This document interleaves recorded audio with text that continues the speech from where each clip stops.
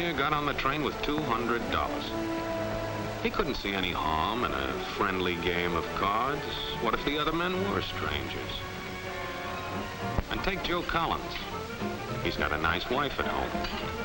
But he met this girl at the bar, and she looked, after the first couple of drinks.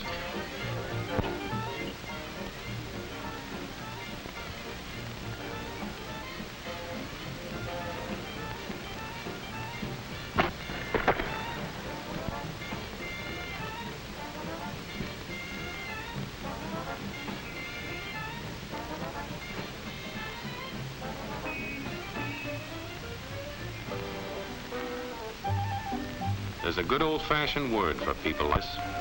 We call them suckers. And there are other people. People who stay up nights figuring out how to take away what they've got. There are all kinds of games. Mike here, for instance. He's got everything in me. He's young, he's healthy, got a job. And he's got plenty of food. Big factories to make things a man can use. Big cities to do the business of a big company. And people. Lots of people. Enough to work the farm and build the factories, dig the mines, run the business. All kinds of people. People from different countries with different religions, different colored skins. Free people. They can live together and work together and build America together because they're free. Free to vote, to say what they please, go to their own churches, to pick their own jobs. Yeah, Mike's got something, all right. He's got America. But there are guys who stay up nights figuring out how to take that away from him. I happen to know the facts. Now, friends, I'm just an average American. But I'm an American. And some of the things I see in this country of ours make my blood boil. I see people with foreign money. I see Negroes holding jobs that belong to me and you. Now, I ask you, if we allow this thing to go on, what's going to become of us real Americans? I've heard this kind of talk before, but I never expected to hear it in America. This fellow seems to know what he's talking about. What are we real Americans going to do about it? You'll find it right here in this little pamphlet. The truth about Negroes and foreigners. The truth about the Catholic Church. Do you believe in that kind of talk? I don't know, makes pretty good sense to me. And I tell you, friends, we'll never be able to call this country our own until it's a country without. Without what? Yeah, without what? Without Negroes. Without alien foreigners. Without Catholics. Without Freemasons. You know these people. What's wrong with the Masons? I'm a Mason. Hey, that fellow's talking about me. And that makes a difference, doesn't it? These are your enemies. These are the people who are trying to take over our country. Now you know them. You know what they stand for. And it's up to you and me to fight them. Fight them and destroy them before they destroy us. Thank you.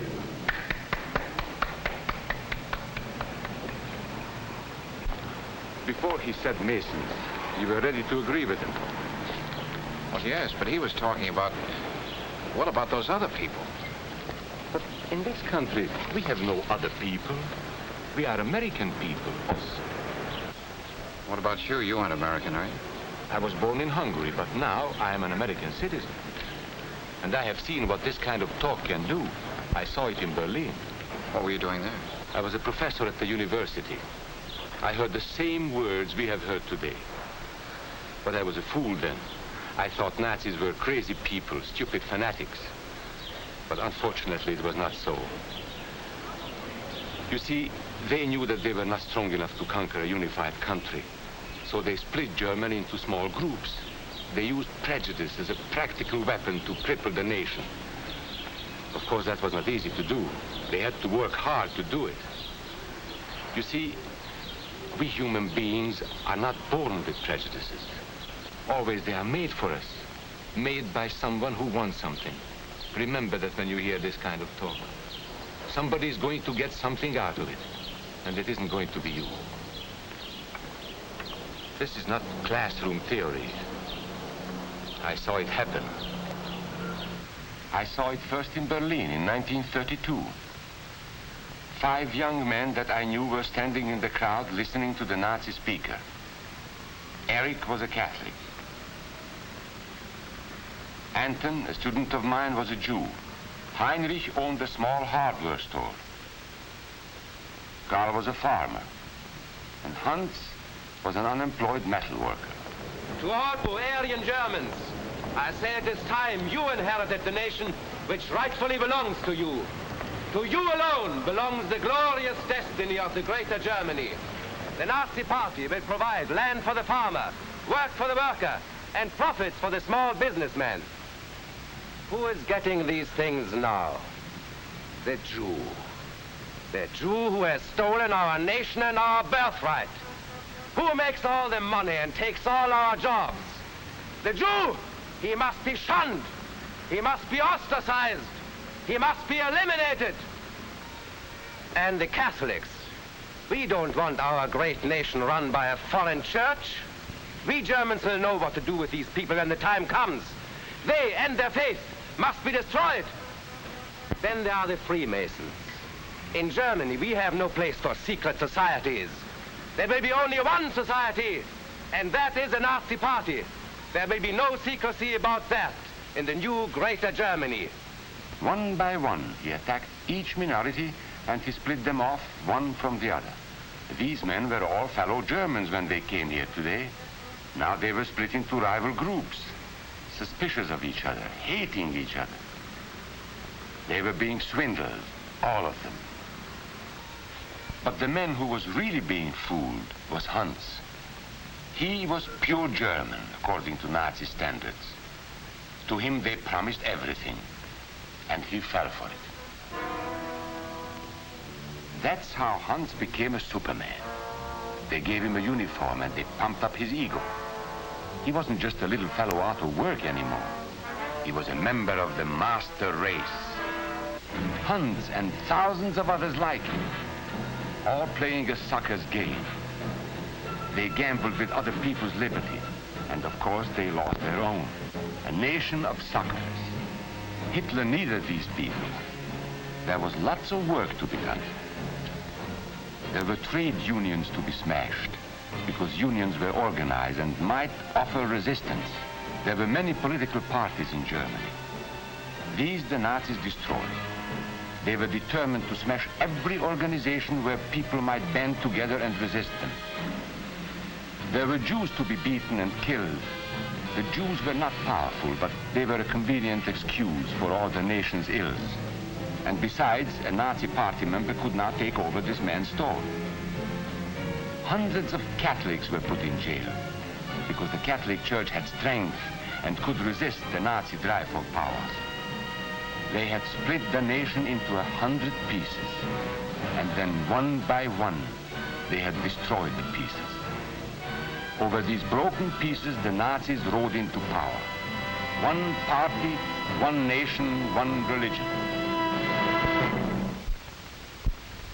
These men had won their struggle for power. They now ruled all of Germany. But still they had trouble with their oldest and most persistent enemy, the truth. They found that truth does not die easily, and so they decided to abolish truth.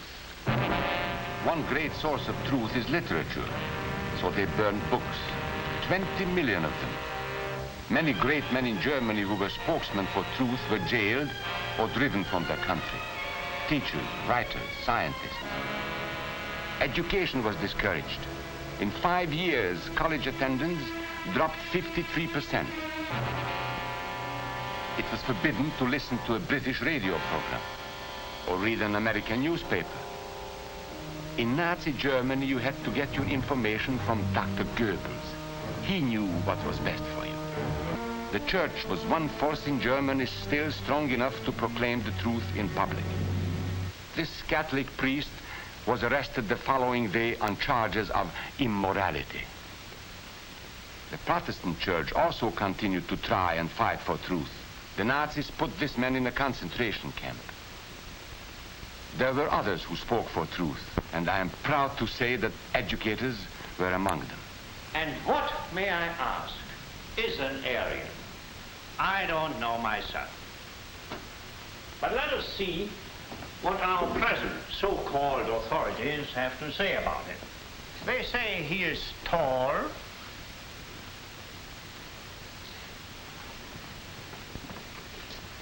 slender,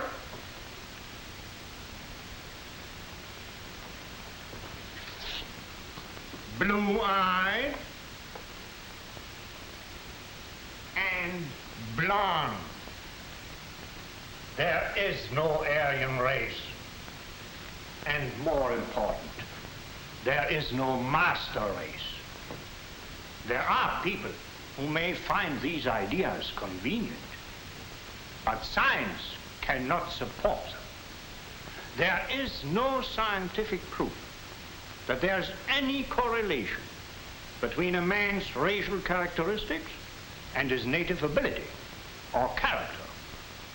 In all racial groups, we find the same range of potentialities. We find idiots and geniuses. We find criminals and philanthropists. We must judge each man as an individual and not by the color of his skin or his eyes or by the length of his nose.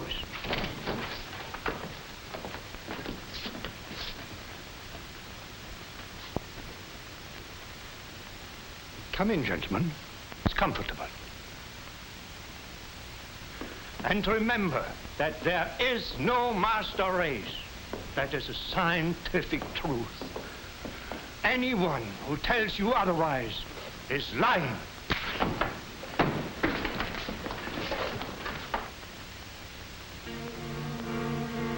And so for all practical purposes, truth had been abolished in Germany.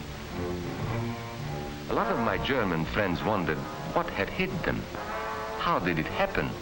Where did it start? It started right here. And this was where it could have been stopped.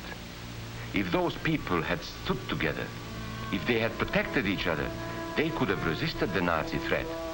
Together they would have been strong. But once they allowed themselves to be split apart, they were helpless. When that first minority lost out, everybody lost out. They made the mistake of gambling with other people's freedom. Now let's see how those bets paid off. Karl the farmer was gambling on a better life for himself. What he got was extra hours of back-breaking work, as much as 100 hours a week. He was forced to stay on his land and produce what he was told to produce, because now Hitler was preparing for war. For Heinrich, who owned a hardware store, the bet didn't pay off either. 104,000 small businesses were closed in 2 years. And for Hans, conditions hadn't improved any. He had a job now in the munitions factory, but he worked long hours for little pay. The working conditions grew increasingly bad. And even though he didn't like the job, he wasn't permitted to leave it. And when Hitler decided the time was right, Germany went to war. Not by declaring war, but by a carefully prepared sneak attack. Once again, Hitler needed Hans to do his dirty work. Hans was an expert at brutality this time. And Hitler had decided to use Hans and his brutality against other peoples, the Czechs, the Poles, the French, the Russians. But in the crucial test of war, Hitler's race theories didn't pay off. His pure-blooded supermen were defeated by the mongrel armies he despised. By the British of El Alamein.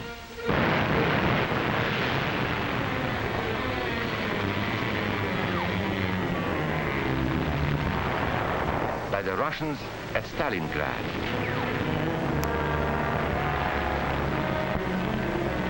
Then on D-Day by American soldiers of every color and religion, who smashed across the Normandy beaches and drove on through to the heart of Germany. For the misguided Germans who had swallowed the Nazi bait, the Nazi game did not pay off. The continent of Europe was strewn with millions of German bodies, pure Aryan bodies. Karl, the farmer, was left in the snow outside of Moscow. Heinrich stayed in Italy at Salerno. And Hans, who was going to rule the world, got only a little patch of Normandy that he could call his own. We must never let that happen to us or to our country. We must never let ourselves be divided by race or color or religion, because in this country we all belong to minority groups. I was born in Hungary. You are a Mason. These are minorities. And then you belong to other minority groups too. You are a farmer. You have blue eyes. You go to the Methodist Church. Your right to belong to these minorities is a precious thing. You have a right to be what you are and say what you think, because here we have personal freedom. We have liberty. And these are not just fancy words. This is a practical and priceless way of living. But we must work at it. We must guard everyone's liberty, or we can lose our own. If we allow any minority to lose its freedom by persecution or by prejudice, we are threatening our own freedom. And this is not simply an ideal. This is good, hard common sense.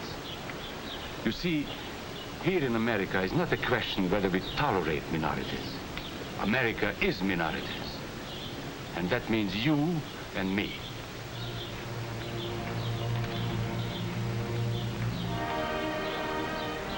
So let's not be suckers. We must not allow the freedom or dignity of any man to be threatened by any act or word.